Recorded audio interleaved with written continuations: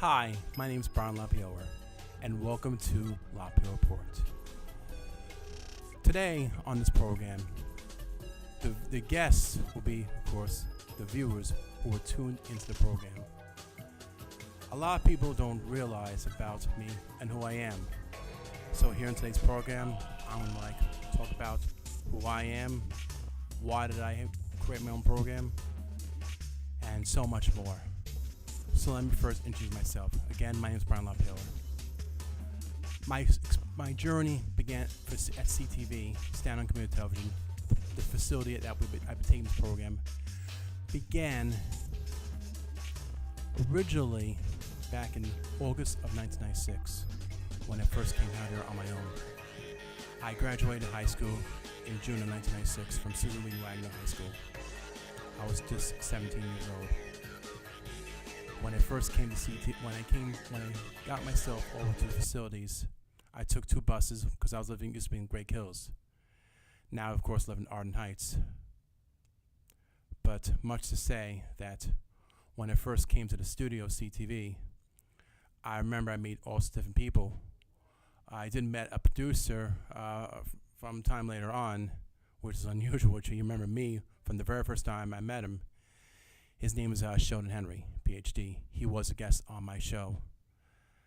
Anyway, moving right along, of course, Sheldon remembered me. I didn't remember him. But that was, of course, August of 1996. A couple years later, in 2003, my father, Philip LaPayower, I got him interested of being a producer at Staten Island Community Television. He began with several different programs at CTV. I believe, I'm not too sure, one of them is Jolly Forum, hosted by, at the time, Patricia Brady. And of course, my father met other producers too, including Christine Javone. She produced the program Spiritual Exploration. She also met Frank Dudley. And my father also met Joel Bibula. In late October of 2004, my father had also different health conditions. He had trouble with not only his vision, he had cataracts in his life. He also had trouble with breathing based on his weight. He wasn't always healthy. He was kind of a beast. And my father also had trouble with his urinary system, so he had catheters, and he used those catheters to drain liquid from himself. In 2005, early 2005, my father's health problems started getting worse. And it came to the point around Memorial Day weekend of 2005, my father went inside one of the hospitals here in Staten Island. I'm not going to say which hospital it was. I'm trying to be protective of that. And June 1st, my father, my brother, come to him. My father made a tape because he felt the worst going to happen, which turned out to be June 3rd, 2005, the day I lost my father. It's so emotional that I spoke to him to speak about that here on the program, which I produced. And people that came to my father's funeral wake was, of course, Patricia Brady, Christine Chavone, Frank Dudley, and Joel Bibula. Now, Frank Dudley, I did get to know him later on in 2010 when, back in December of 2009, or I should say earlier than that, this part right here is going to sound very unusual to any of you, what I'm going to say right now here. In late, I would say maybe 2008, 2009, I saw one of the hosts of a program here that was taped. And her name was Alexandra. Alexandra was the host of the program Alexander's Psychic Eye, produced by Miriam Silver, who produced the program for about 14 years. That program, however, is no longer available on the air, but you can find clips of that show as well as some full episodes on YouTube. And of course, my program here, LaPayower Report, is also on YouTube. Other program, and within that time frame, I did help out several producers. So, see, I'm all jumbled with words. when it comes to like not being, having a guest on the show here, it's a learning experience here. And that's one thing that you learn about being a producer at CTV. It's all a learning experience. So anyways, I've been seeing, like I said, the host, Alexandra of Alexander Sankai, and she said she's like supposedly a psychic, which I didn't believe into too much of psychics. I just want to say also that additionally, you could say, have I had any like spiritual experience in my life? Am I psychic? The answer is this: no. I'm just a regular human being, just like everybody else. But before I like get out of topic on that one, I want to maybe I'll discuss it on another show, which I tend to do. So, anyways, like I was saying, I've been seeing Alexandra. She comes to me time to time. I was working in Staten Island Mall. I was doing communication work with cellular phones. And one of the things she said, I'm good with a camera. But of course, anybody can be really good with a camera. But I do have that specialty where if I take a picture, I like to be, neat about the picture. But like I said, anybody can do that here. She also projected one time I'll be seeing a girl in front of books. It then came to me to about mid 2010, March 2010, exactly, yes. I did went out with somebody, and yet the person was a teacher. I did had the likings for the individual, but the first time when I spoke to the individual on the phone, she mentioned my brother's name. My brother's name is Michael, and obviously my name's not Michael, my name's Brian. So I went out one time with the individual though, even though it was good. We saw a movie. I saw with her, I think it was a Jennifer Lopez flick or a romantic comedy. It was, I think I forgot the name of the title anyway, but anyways. So as far as CTV goes, in December 2009, I came up to the studio. I saw the receptionist there, which is still the receptionist, Darlene Johnson, for anyone who doesn't know. And I questioned about orientation of CTV. Now, I did an orientation back in CTV back in August of 1996. So I came back to CTV in December of 2009. I also brought in my father's CTV identification badge with me. And what is it? Okay. I'm sorry. There's a guy called me. He's like letting me know a message. What do you want to tell me, guy? I think the movie you were talking about with Julia Roberts. Not Julia Roberts. Jennifer Lopez. Jennifer Lopez. Yes. Okay. It was a Jennifer Lopez film. Okay. Okay. That's how tech director Guy Cormier. And Guy Cormier, believe it or not, he asked me to help me produce a show. It was in June of 2011. It wasn't until my first taping of my show as of August 17th, 2011. And Guy Cormier was my very first and second guest of the show. Because I remember when being a producer at CTV, when I first was, like I said, December 2009, I would ask for orientation. I came back in January of 2010. I did orientation at CTV, did orientation here. And then in the following February of 2011, the second week, I did a studio training with the studio operations manager, Kenny Graham, and also producer, believe it or not, of the U Show, the host herself. The host doesn't like to give too much about her name and everything, but you gotta respect that. Unless, so anyways, I did of course studio training, and then a while later I did the in April into late March into April. It was a Monday. It was like a 2-day course between Monday and Thursday. I did the portable operation training with Eileen at the studio. But of course, I had the studio ID a little bit after I did the studio operations course. The only thing I haven't done was my first show. My first physical show at CTV as a tape to help with a producer in order to be certified. You have to do at least 3 shows in order to be certified as a certified producer. My very first show I did was the Home Invaders Variety Show with Hector Bosa, and Hector Bosa is the producer of a show. It wasn't revealed until I had Hector as a guest on my third show And Hector said he'd been doing the show for 5 years, the Home Invaders Variety Show.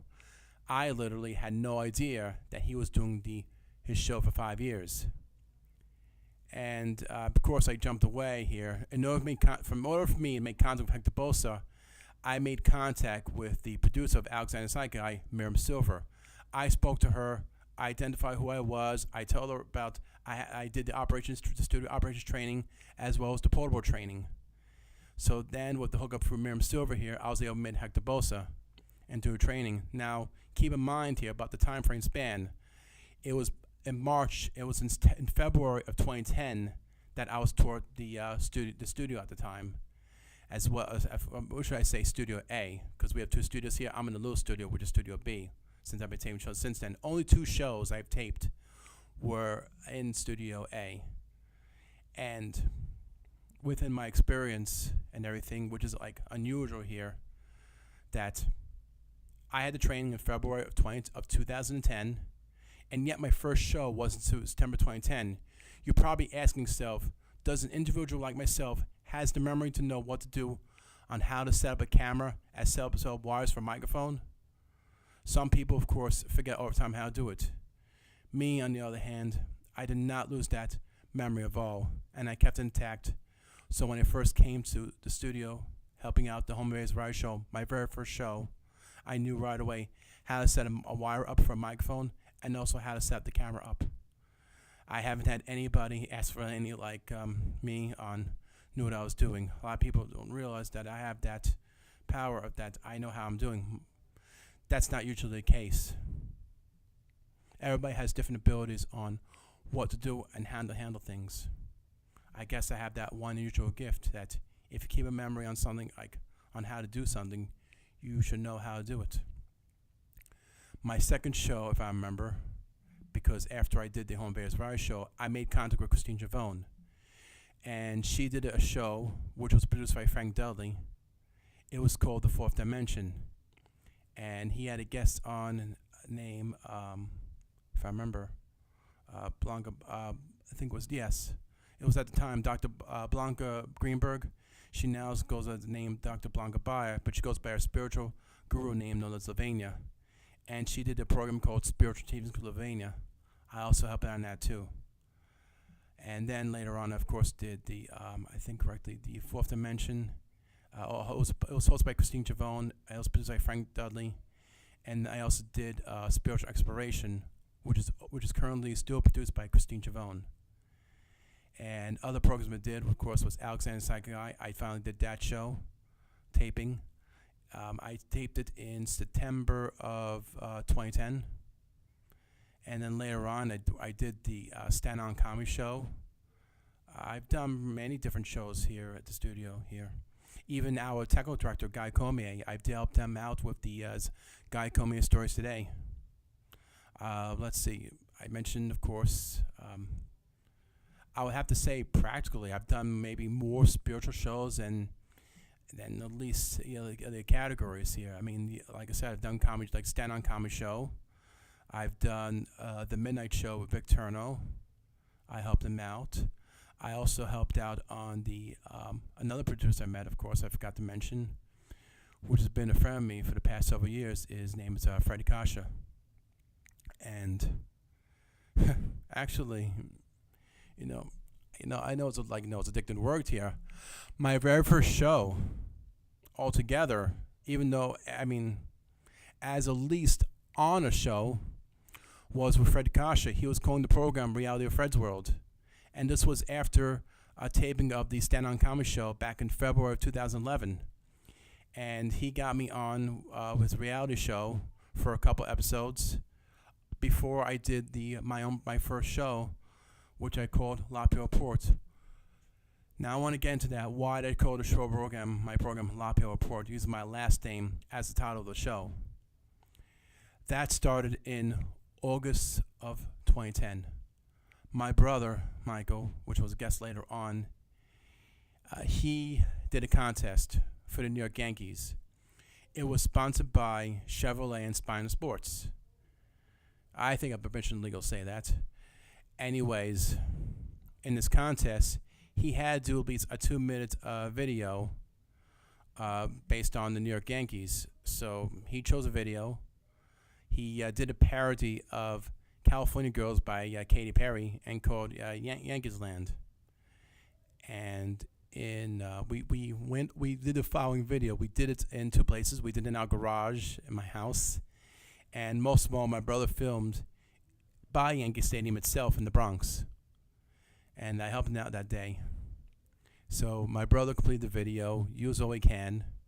He posted a video on the Yes Network site. That's the Yankees Entertainment Sports Network, and that was posted on August 11, 2010. About within 24 hours later, his video was caught attention by some website, which my brother never heard of it, or I never heard, called Barstool Sports. They had two sections for them. The one was a New York one section for New Yorkers, one was a section for people in Boston. Somehow, my brother's Yankees Land video, which was connected for the Yes Network, landed on the Boston section, and people, of course, bullied my brother, but not realizing that every time when they click onto that video, it was populating views on the Yes Network website. That video today has about over 57,000 hits. It gained a lot of viral attention from my brother. We think that somebody did it on purpose, but not realizing that they helped my brother out. My brother, of course, won that contest. My brother's name is Michael LaPayower. You could look him up. He's also dubbed as a big Yankees fan. He was a guest on my show, but he didn't want me to air that physical show. It was aired on CTV only. The show, of course, My LaPayower Report, is also viewed on YouTube as well, too. That episode, he felt it was best to just show the viewers at home than to the viewers online. So, with that said and done, our last name became a hit out there, even though it was my brother's hit. Even though, and of course, I helped him out. He did I helped him out with 2 more videos, and of course, he does videos on his own now. But my last name, LaPayower, is not a common last name, nor is any popularity. Not everyone's last name comes with popularity. Later on, it becomes like a household success. It all depends on how you represent yourself in real life. So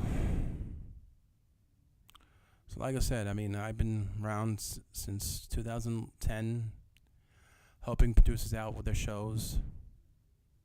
Not everyone's show has my help. But most of my shows have been helping out with spiritual shows. Why spiritual shows?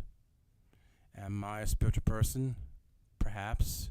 Do I have spiritual powers? Maybe. Maybe I do. But I do. But I want to keep that for another topic here, if I ever go on again here. If it's one mission I do want to make, is to help many producers that I can, as well as to help many people outside of CTV. I want to help each and every out there be successful. Being successful has rewards. This program right here doesn't cost a thing, doesn't even cost a dime. I don't even pay a dime at all to the studio. We used to. But who knows, my mouth I'll probably bring up again. I have my fun times here with the producers, the guests. I try myself acquainted. And for many people that have seen me here, I don't look, like I said, the same view person that's on the screen right now. I've recently lost a lot of weight since the last taping. Why did I lose a lot of taping? To tell you the truth is that I really, I see a lot of things online, especially on the multimedia and Facebook here, and I see everybody has a successful story about I'm gonna be, very proud of themselves. They were gonna be in the movie and stuff here. I really wish I would have the time and opportunity. I would like to be an actor, act out in the film. If there's anything I've been out recently on any set of the film, it was a production. It's in post. It's maybe it was done already, like a little skit, but they had me in background scenes. I think I have the legal permission to say that. It's called Looking for God. And one of the producers, an associate producer, as well as my manager, is Fred Kasha. And I was in the a few of the scenes, especially the church scene in the film. And the storyline is based out of an individual. I'm not going to mention his name. His name is Louis. I could say that. And he wrote a book a few years ago called John of Divinity, which was a religious spiritual book. And Looking for God is practically his second book, but also a soon-to-be movie. Should that movie come out, I believe it will come out. Will it be a successful hit? I believe it will be a successful hit. Do I believe everybody has success in life? Yes, they do. Why? Because there is a will. Where there's a will, there's a way. Many people believe in God. Some people don't believe in God. I do believe in God. I do believe God exists. I do believe the fact that God helped me, as well as help everybody else out who made a contact with, including my producer, Guy Cormier, to help me out produce this show. I'm very thankful for all the help I had producing my program. That includes you, Guy. I'm very proud of you each and every time, no matter how the show goes or my criticism here, but you stay through all the way. If it wasn't for Guy Cormier, he wouldn't help me out to win my first ever Staten Island Communication Nova Award back in 2014. I did a topic on health, and I had about five guests, including myself, and we talked about organ donation and transplant. One of those guests was used on a clip. I didn't mention to that person that helped me win that that clip was chosen by the Nova Awards. I regret saying words in the past, but that person, however, as of this year, found somebody. I'm not gonna go into strong details on that, but all I'm gonna say is that truth and that person will be revealed. I want to make sure that they have that clip of themselves on that time, and also I'm gonna speak to the studio here. I want to show them that physical Nova clip of me winning that award. That person guided me to help that award, and I'm very grateful that the person has made some future accomplishment afterwards. I know it's sad right now that I'm doing a show on my own solo, but you know something here, I will not give up. I will not give up on this show, the show I made dearly of. Like I said, I still want to help producers out. As well as help producers, help guests. I want to help them reach high goals. I know one of the shows I helped out, this one guest I had, Robert Bream. He's known as Bodybuilder Bob. And after he was a guest on my show, he showed everybody a clip. And he used that clip as some form of a portfolio. And if it wasn't for him on my show, he was able to get some work out of it. We're just very grateful here. And anybody that has clips of my show, they use it as a benefit to help themselves out too. As long as they credit, they don't have to really credit me though. I believe that's optional. If I spiritually help them, they don't have to thank me for it here, because they know one thing, that they are thankful for. That I'll let the viewers you decide to think about that option here. Well, anyways, we're definitely coming to the edge of the telecast. Like I said, I've been through a lot here, and I know I could really discuss a lot more on this program. Producing the show, nonstop from at least August of 2011, when my first taping. There was one cut I had to make on time due to health, which was in the summer of 2013, where I wound with some sort of pneumonia or something. I didn't come back on strong until about August of 2013, and continue on up until recent. We haven't done a show. I haven't done a show in March of 2014, because this is now the April 2014 show. and due to weather, and I made a great accomplishment by weight. In February of 2013, I was weighing almost 260 pounds. I'm right now down, I'm now 220s, and I'm not giving up to make a grand goal of over 200. I'm probably less than that. I want to be slim again. It's one of my biggest wishes of all. I also want to be able to see 2020, and I want to get LASIK surgery also, which I really just want to see. Anyway, the time's about nearly over here. I'd like to thank Guy Cormier. I'd like to thank the viewers, and especially like to thank the accounting firm of Agency Advisors. To all the viewers that have been watching the program, my name's Brian LaPayower, and this was LaPayower Reports. See you next time.